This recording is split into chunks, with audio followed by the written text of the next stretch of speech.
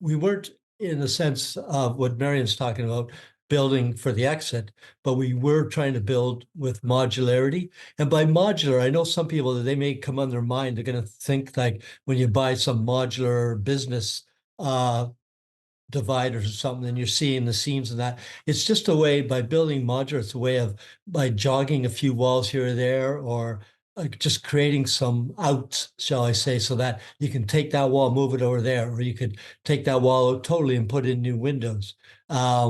It's just moving things around. So you're using the base part of your set. It's maybe having a ceiling that floats just like a half inch above the set. No one's going to notice it.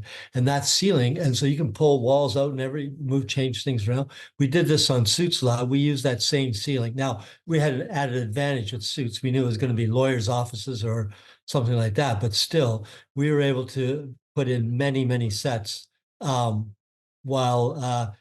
she's got some of them up.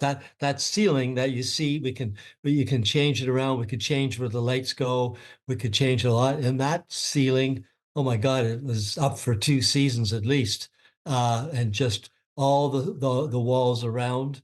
And you'll see in the one Billow office, we had some Hero flats that you can see them staggered. They were material covered. And you take those same flats and reuse them elsewhere in just different configurations, not on that angle lot, and no one's going to notice. I used to think that you couldn't use iconic pieces over again, but I'm convinced that you can. And so anyways, the next show, by just trying to, with a cooperative designer and a bit of storage space, all I had was 2 of those 40-foot storage containers. I got it down to somewhere between 90 to, it was under 100. That was 90 to somewhere between 90 to 100,000 tons. Okay. So, sorry, 90 to 100 tons. I mean, okay. So I got quite a bit off of that. So, and that just shows that's almost, I would say, a minimal effort.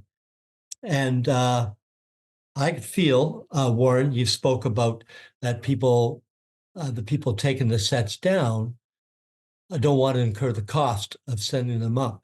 But I think I can make a business case. I think Marion has sent me a template. I'm going to work on this on my next show. But when we strike something, we don't just walk it straight into the bin. Most of the time, you've got someone smashing it up or sawzalling it up into smaller pieces so that you can put it in the bin. So you're saving on that labor. If you're going to get in a truck, you're saving on the tipping fees. We sent, when we struck Glamorous, it was in the middle of both the writers and the actors strike were going on. So there's no shows. I couldn't pass it on to anybody, but the designer that had done Glamorous with me was doing Matlock in LA. So I know it's not ideal shipping stuff to LA, but in just 2 carefully packed trucks, we sent about $300,000 worth of goods to him and saved them about $300,000. And that's taking off about the extra 30,000 that it cost us to ship. So I do believe that I can make a business case for this. And I intend to do that. Marion's helping me in my next show with the template. The picture of the 4 images, that's why, because I've seen it before, but but if it wasn't clear, all of those 4 sets were all from the same assets. Is that correct? Same set? Yeah, that's right. With maybe a minimal change here and there. I thought that was remarkable. You got 4 completely different. Yeah, those 4 sets. And then often what we would do, if we had material on flats, we would take that off if it became too recognizable, give it to Liesel, who was the set decorator, and she could do cushions for it or upholstery, use it for upholstery on chairs, and no one's going to notice. So we tended to reuse the fabric that way as well.